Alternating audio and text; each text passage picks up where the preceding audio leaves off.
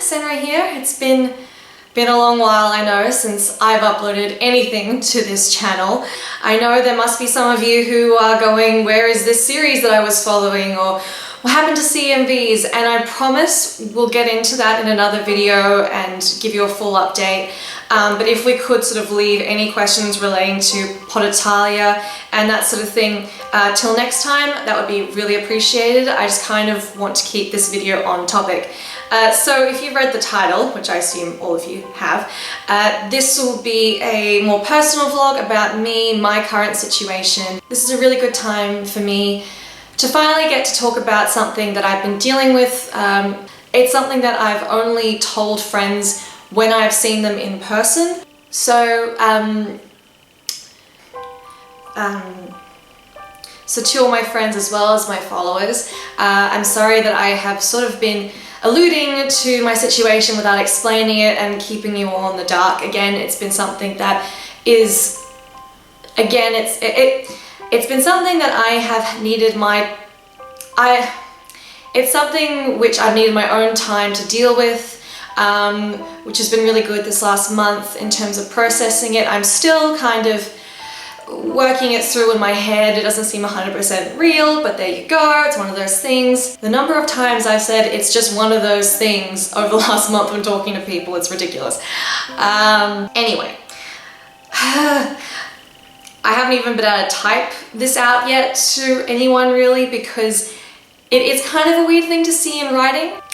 Sorry for the whole rambly opening. I've just been a bit nervous talking about this on camera, but I feel like once I have, everything sort of becomes a lot easier. I don't have to worry about conversations as much, because if people want to know, they can watch it here, and then it makes seeing friends who I haven't got to see yet, that'll be easier. I don't have to keep having the same singular conversation over and over. And it's not all bad news, guys. I'm gonna work through it, and that's the main thing.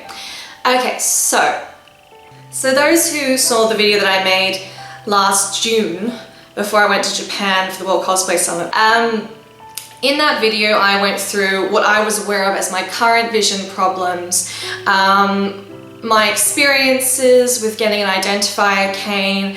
I talked about the difficulty of coming to terms with an invisible illness, I guess, without having as much information or being in the same situation as I am now over a year later. But feel free to watch that one. It's got some good information in it still. I covered a few issues, and it was a really good, cathartic moment for me as well, which I'm hoping will be sort of what this video does for the moment.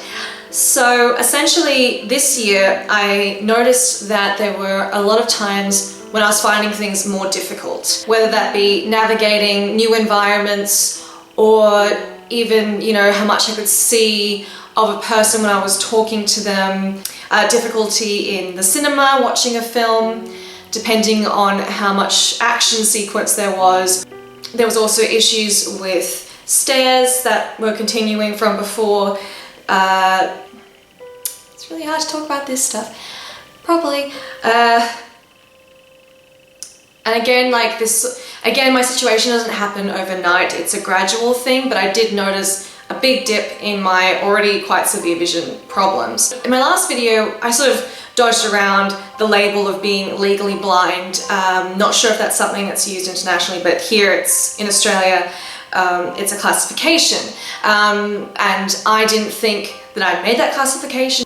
I didn't have all the data about myself. I hadn't done a whole lot of tests that I really probably should have done, but hindsight's great and all, that's not really the point.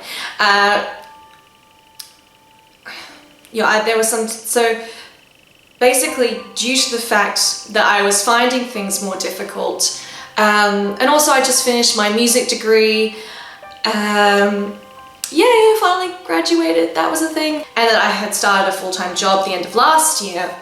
I was obviously wanting to be more independent, and I was noticing that my vision was hindering me more so than before.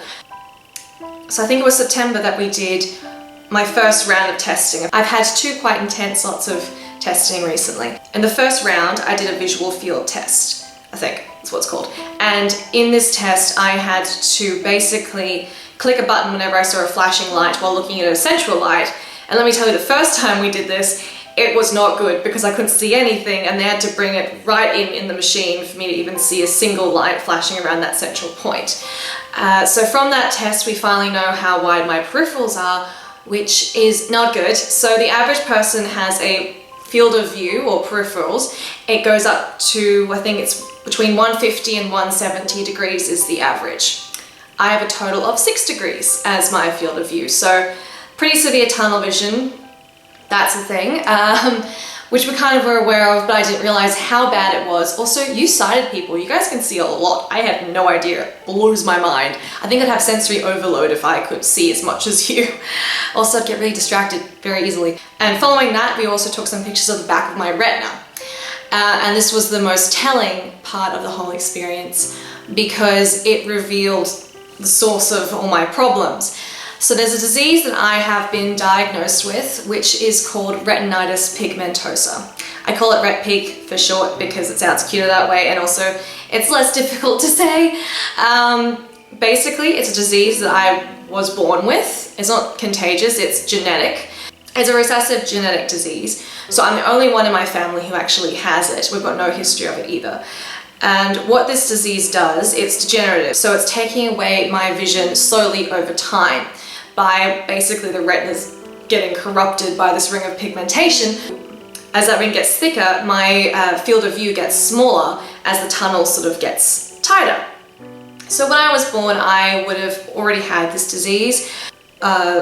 I remember having more vision earlier, and you might be thinking, like, how would you know that? Well, it's sort of the basic thing where I look in the mirror now, and when I'm looking, you know, as a normal person would, a normal distance away to do your makeup or whatever, I see only a fraction of my face at a time. And I remember being able to see more of my face in the mirror. I remember being able to see more of a person sitting next to me. So if someone's sitting next to me and I'm having a conversation, I will only really be able to look at one eye at a time, and that's all I'll see is like this little tiny pocket of their face. And of course my eyes are constantly moving, so I can try and take in everyone's facial expressions, eye movements, smiles, frowns, all that sort of thing to get all my normal social cues. But at a single time, that's all I'm able to see.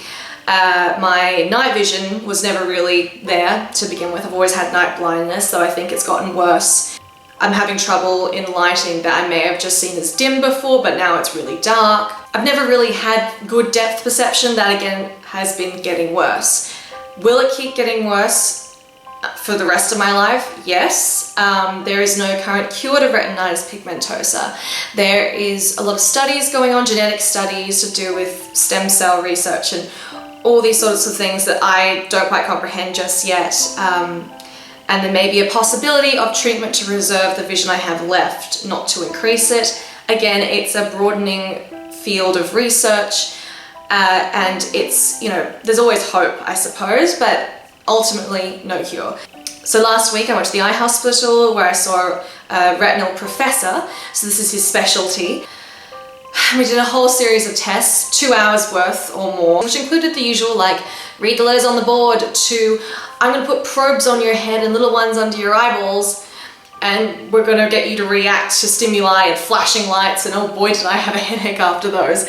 So that was fun, but you know, that provided them with a great deal of information, and so I went in expecting the worst case scenario, as in, oh my gosh, my vision is already at 4% or less of everyone else's, which means that I must be losing it more quickly, and therefore I will have nothing but maybe a little bit of light sensitivity in 5 years' time or something, so big panic. But the professor told me that looking from the health of my retina and all the bits of my eyes they took photos of, again, complicated, that I could still have sight and remaining vision for maybe 30 years, which is insane. Like, I still can't really process that as an option, because I was again expecting the worst for the last month or so. It's the first time this professor has seen me, so we'll have an update next year, exactly a year's time, to review and to mark the progress, and I'm hoping there isn't much of a change. He said that these sort of diseases are unpredictable. There is a tendency that patients suffering from it will experience a drop and then a plateau. So I may have had a big drop in my sight recently, which is why I think, oh god, it's all gotten so terrible. and I may plateau now and keep this level of sight for a while, which is great. It's still not a lot of sight to go on. To be true, I am dealing with a lot of problems, but at least I can still do a lot of things even if it takes me a lot longer. So that's a huge bonus. So I'm trying to be positive and go ahead with thinking it could be a lot worse, and that's helping.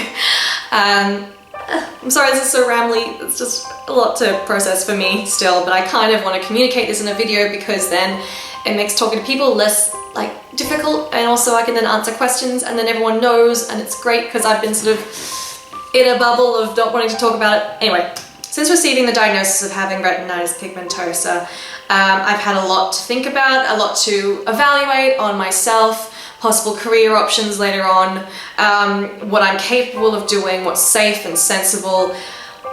So I have left my job as of a couple of weeks ago that I'd been at for a year, and everyone was so sweet when I left, and they were all very lovely, and I really appreciate all their support. Speaking of, I need to of course mention that my parents have been 120% there for me. They've been so good in helping me arrange a lot of things in regards to assistance.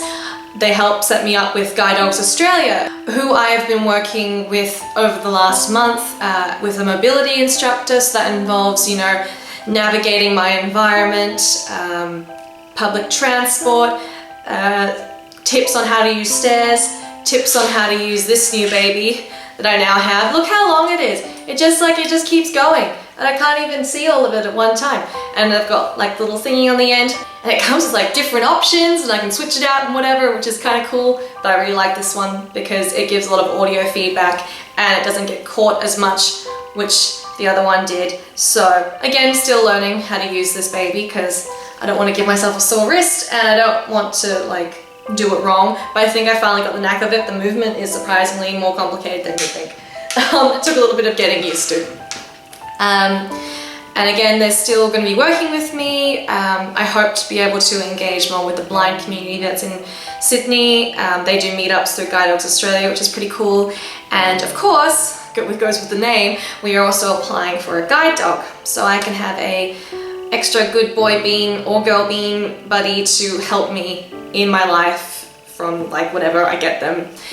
And it'll be great because then I won't be stressed and anxious all the time about going out by myself or just going somewhere busy. So that's really, really good.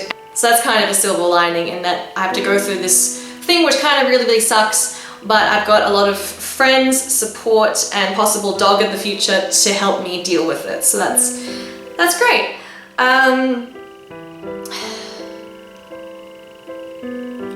I've got no idea if this has come together at all well, or if it's made any sense, or if it's like an hour long, because I just don't know how to talk at the moment about this, but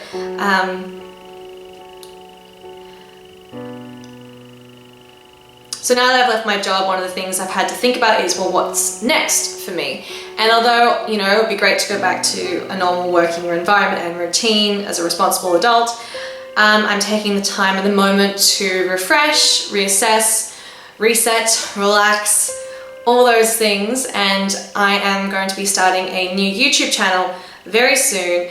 This new channel will allow me a fresh start to do all sorts of things. So I'm going to be doing vlogs about my experiences as a blind person, going to conventions as a blind person. There are so many stories there already.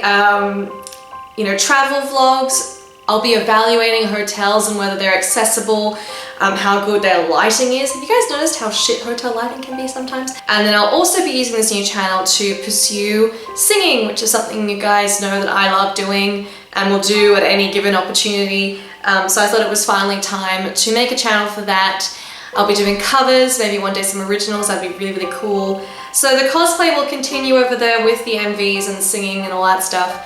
But yeah, I just felt like it was time to make a channel that was more personal to myself, because although I started this back in 2011, bless your cotton socks if you're still here from then, because that's crazy. It became more collaborative, obviously, as it grew, and I would like to start something that's just sort of me. But I will be linking to that channel once I've started it up and done a few videos for you, and I'll let you know on here when that is up. For the meantime, if you would like to follow me on my social media accounts. So I'm talking Instagram and Twitter, which are my two main ones I'm using at the moment. I will start up a new Facebook page as well once the channel has been launched. So my tag on Instagram is senra_aria, and it's senra_aria on Twitter.